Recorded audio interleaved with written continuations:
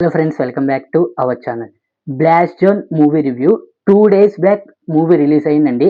Action king Arjun garu, Abhirami garu and Preethi Mukundan, Vivek and వీళ్ళతో పాటును ఇంకొక క్యారెక్టర్ కూడా ఉన్నారండి. ఆ క్యారెక్టర్ హైలైట్ అండి.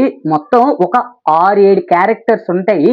వీళ్ళ చుట్టూనే మొత్తం స్టోరీ అంతా తిరుగుతూ ఉండండి. ఫైనల్లీ మూవీ నేను చూసానండి. 2 hours 24 minutes రన్ టైంతో థియేటర్స్ లోని సక్సెస్ఫుల్ గా రన్ అవుతానండి. యాక్చువల్ ఇవాళ మూడో రోజు అండి. మూడో రోజు అయినా కూడా నా థియేటర్ హౌస్ఫుల్ కాదు కానీ ఎక్కువ మంది ఉన్నారండి. జనాలు మాత్రం చాలా సీట్స్ ఫిలప్ అయ్యిందండి. ఫైనలీ మూవీ చూశాను. ఒక్క ముక్కలో చెప్పాలంటే మూవీ నాకు చాలా బాగా నచ్చిందండి. 2 మాత్రమే మైనస్ పాయింట్స్. ఒకటి, ఫస్ట్ హాఫ్ లోని కొంతవరకు స్క్రీన్ ప్లే అనేది బాగోదండి. కొంచెం స్లోగా ఉంటది స్క్రీన్ ప్లే అనేది ఫస్ట్ హాఫ్ లోని. ఇంకా సెకండ్ హాఫ్ హైలైట్ అండి. అండ్ మైనస్ పాయింట్ ఇంకొకటి అండి, స్టోరీ లైన్ కొంతవరకు కొంచెం రొటీన్ స్టోరీ లైనే ఉంటుందండి. Written and director by Subhash K Raj. కొత్త డైరెక్టర్ అండి. కొత్త డైరెక్టర్ అయినా కూడా చాలా బాగా తీసుకున్నారు. కాన్సెప్ట్ వైజ్ గా చూసుకున్నా కూడా బాగుంది. అక్కడ ఫస్ట్ హాఫ్ ఒక్కటి కొంచెం స్లో అండ్ కొంచెం వరకు స్టోరీ అనేది రొటీన్ గా ఉంటదండి.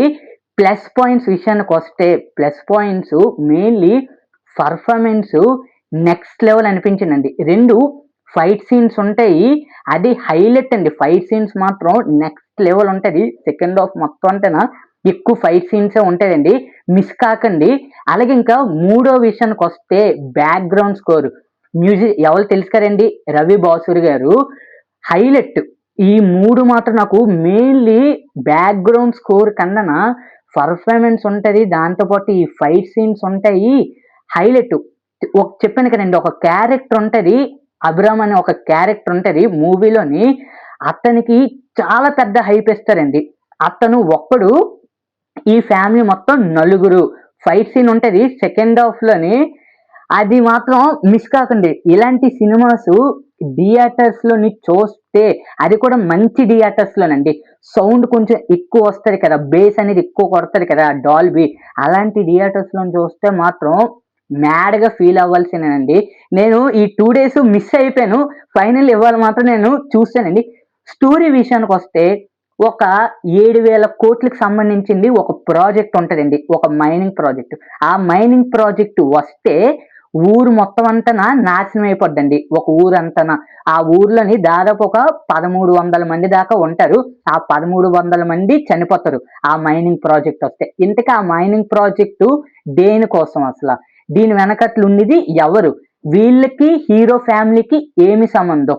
దీంతో పాటును ఒక 1000 కోట్లు ఉంటదండి. మొత్తం 1000 కోట్లు ఒక మైనింగ్ మినిస్టర్ కావాలని చెప్తారు.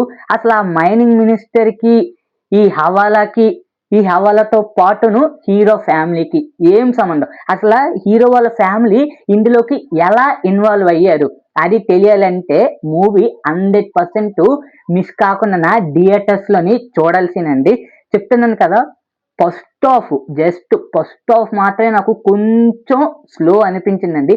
అలాగే కొంచెం చెప్తాను కదా, స్టోరీ కూడా కొంతవరకును తక్కువ అనిపించింది. ఓవరాల్ గా చూస్తే మాత్రం మూవీ నెక్స్ట్ లెవెల్ అండి. దాంతో పాటును ఈ బ్యాక్గ్రౌండ్ స్కోరు హైలైట్ అండి.